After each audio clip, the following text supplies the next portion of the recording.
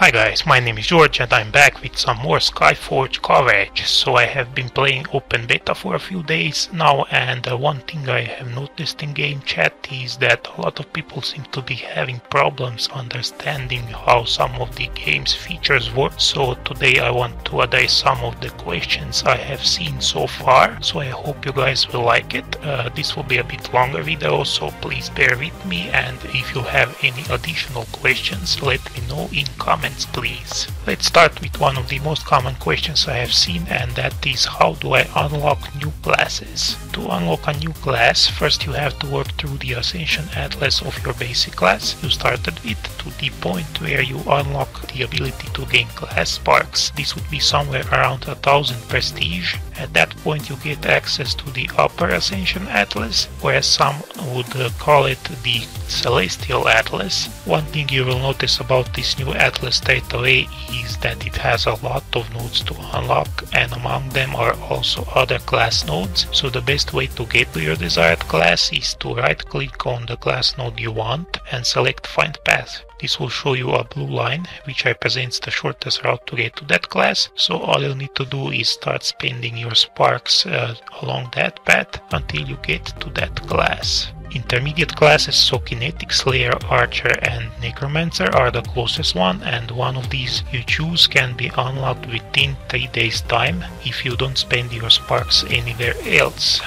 If that happens, you will hit a weekly cap on sparks and you will have to wait until next Wednesday morning for a reset. That's all there is to it pretty much. And this brings us to our second question, and that is, what is this sparks limit and what happens when I hit it? Well, a simple way to put it would be, this is a system put into place by devs to prevent people to rush through the game and max out their characters in just a week or two and then leave the game. So this makes sure the players will stick around longer if they want to unlock everything in the game. So when you hit that cap, you will no longer receive your sparks, but instead you will get various materials to buy new costumes or sparks replicators to help you get more sparks once the reset hits on Wednesday morning. If you did not reach your cap for a particular week, it will carry over into the next week, increasing the cap by amount you had left. And this brings us to another question, and that is, how do you unlock new costumes? Well, there are two ways that I know of. First is getting the materials needed, and then you can buy them in market. And the second way is to complete all training sessions in training areas for each class, and you get a costume for that class upon completion. Another question that I have seen pop up is, can you return to an open world region after you completed it once and get more sparks for your quests? Answer to this is no. You can only get sparks once. If you go to, let's say, Isolate X for second time, you will get sparks replicators, supplies, celestial trades, ammunition and sparks of transformation instead. So you can't farm one area for sparks over and over again. That, however, does not apply for instance dungeon areas or PvP zones. Those you can farm as long as you have a not-reached weekly cap. You will still get class sparks from mob drops, so if nothing else, you might be worth turning and completing those quests from time to time for those. Next question is, can players group together for adventures if they have a big gap in prestige between them?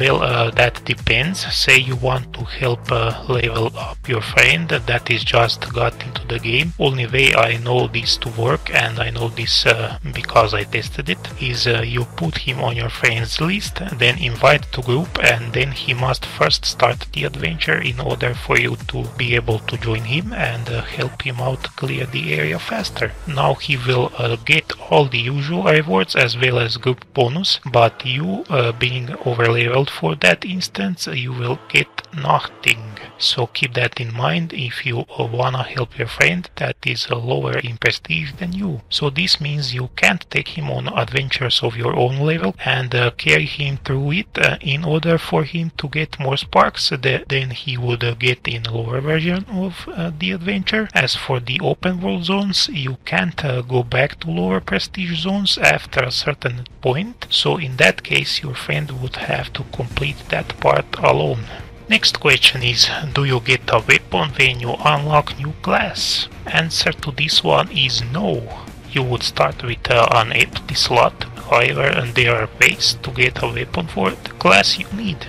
The one option is sometimes certain adventures would have bonuses to sparks if you complete it with specific class. In that case it will offer you a choice if you wanna run that instance with that class or go with your current one. If you choose to go with rest of that class, you would get weapon drops from bosses for that specific class. Keep in mind this can only be done solo. If you choose to go with a group, you won't switch to that class. Then other way is you can do a lower level adventure with that new class and it will again drop weapons from bosses for that class specifically. And one other option, I heard people say that you are pretty much guaranteed to get a weapon in PvP zones, but I haven't tried that, so I don't know if that is the case or not. Next one on the list is, do equipment boosters carry over when you switch class? Yes, they do, but if you don't have anything equipped in a certain slot, for instance no weapon, you won't get that boost until you equip that weapon. Next one is, what is that charge bar above my dash charge? That is your impulse charge. Certain abilities would have stated in their tooltips activates impulse charge. This is a huge part for maximizing your DPS, so you need to make sure to increase your spirit stat as well, as that's what impulse charge is using. It is basically a 200% damage increase once you use impulse charge, so you better make sure to use it as much as you can. Next one on the list is, how do you equip and change your mounts? So when you get your mount, you first have to go to your inventory and double click on mount package you got, then you can equip your mount in two ways. First one is hold down J button and the radial menu with all your mounts will appear. Press the one you want and its icon will go to the center. Then press J again to mount up. The other way is to press Ctrl plus J, which will bring up a mount menu where you can select your mount, change appearance of it or mount it. I personally prefer the first option.